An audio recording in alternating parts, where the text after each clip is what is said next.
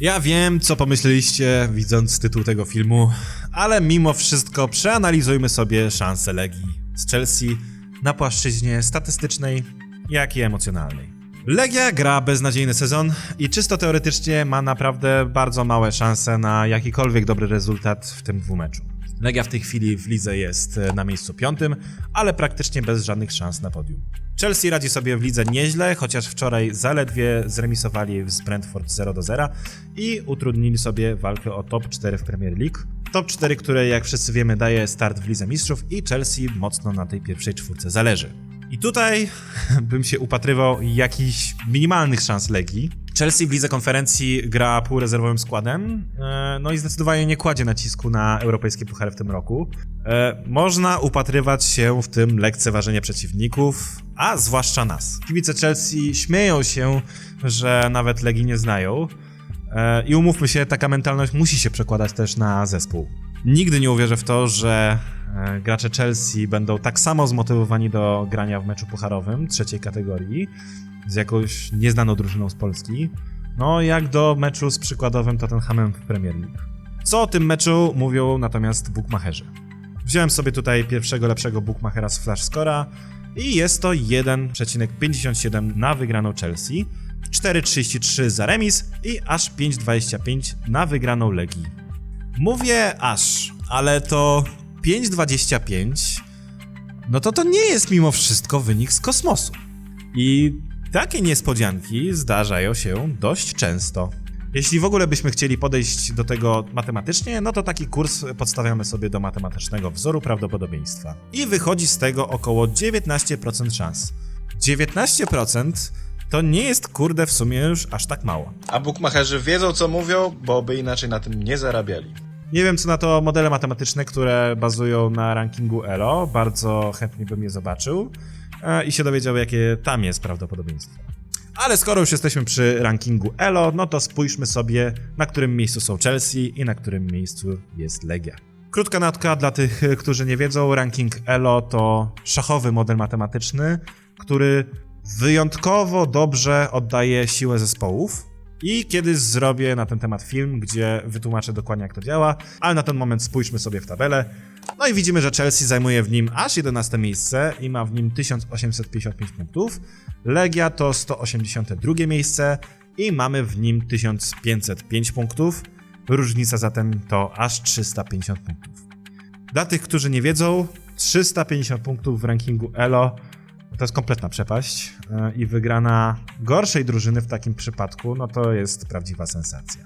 Aby pokazać wam skalę przepaści, odjąłem sobie 350 punktów od naszego wyniku, no i prawdę mówiąc ciężko w ogóle ze znalezieniem drużyny, która cokolwiek nam mówi. Jedyny klub, co do którego możemy mieć jakiekolwiek odniesienie, to Flora Tallinn, z którą graliśmy 4 lata temu. Nawet Baćka Topola to różnica między nami 250 punktów, a Dynamo Mińsk to już różnica 300 punktów. Więc w obu tych przypadkach jest to mniej niż między nami a Chelsea. Także to tak, żebyśmy mieli świadomość o skali wyzwania. Ale no jak już sobie tak rozmawiamy o rankingu ELO, no to dnia 21 września 2023 roku, czyli w dniu, w którym Legia Warszawa pokonała Aston Villę 3-2, różnica w tym samym rankingu między naszym a angielskim zespołem była 331 punktów. Da się. Naprawdę się da i futbol setki razy nam pokazywał, że rankingi nie grają, że pieniądze nie grają, to piłkarze grają. I w czwartek równo o 18:45 obie drużyny będą miały po dokładnie 0 bramek i dokładnie takie same szanse na wygraną. Ja wiem, że mamy strasznie słaby sezon, ale trochę nie zgadzam się z takimi głosami, że ten mecz to dla nas tylko mecz pocieszenia. No nie. Zapomnijmy o tym, jak słabo nam idzie w lidze.